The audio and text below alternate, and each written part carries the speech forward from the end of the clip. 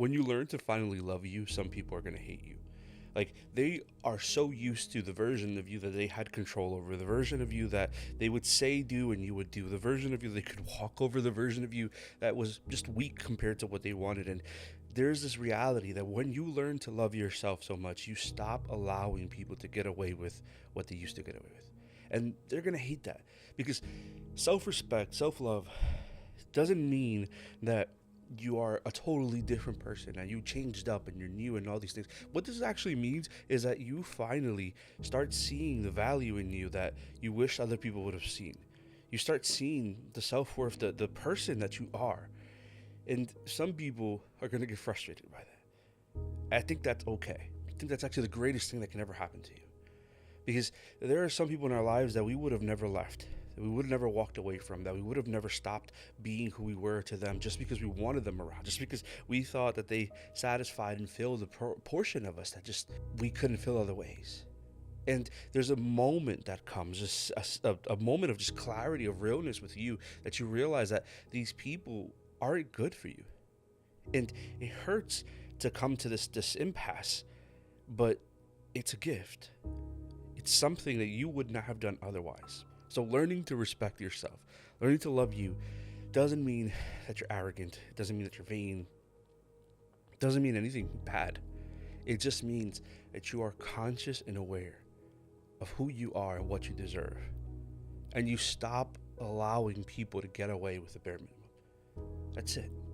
I know that for some people, we think that learning to love ourselves means that we need to be like this super confident and over the top and all these things. I mean, great, that's a byproduct that maybe that might happen, but it's not necessarily the only thing that comes out of that. Sometimes loving yourself is meek and small and just you're not so sure about the response, but you know you have to do it, so you do it anyway.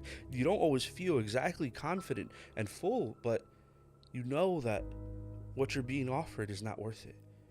Sometimes people settle for breadcrumbs because it's the lowest form that they ever think that they deserve. They've been so convinced and so talked into settling for these things that it just makes it so that they don't have to do anything else, and they just don't beg anymore. They just kind of die to it. It hurts to think that we're living in a world where we have to beg anyone for anything.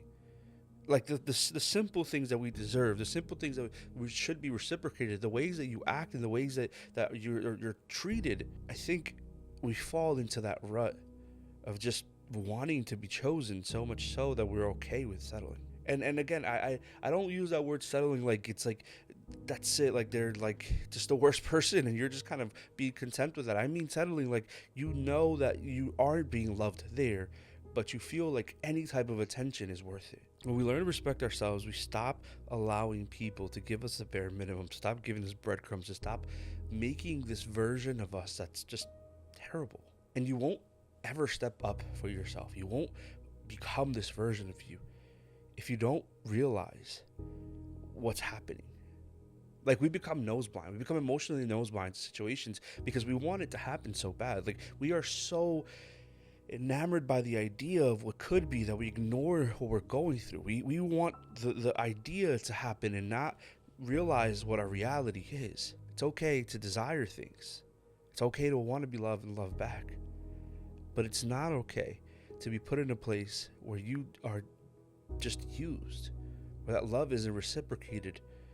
It's just a commodity. And for a lot of us, we have been in this for so long that we can't tell the difference.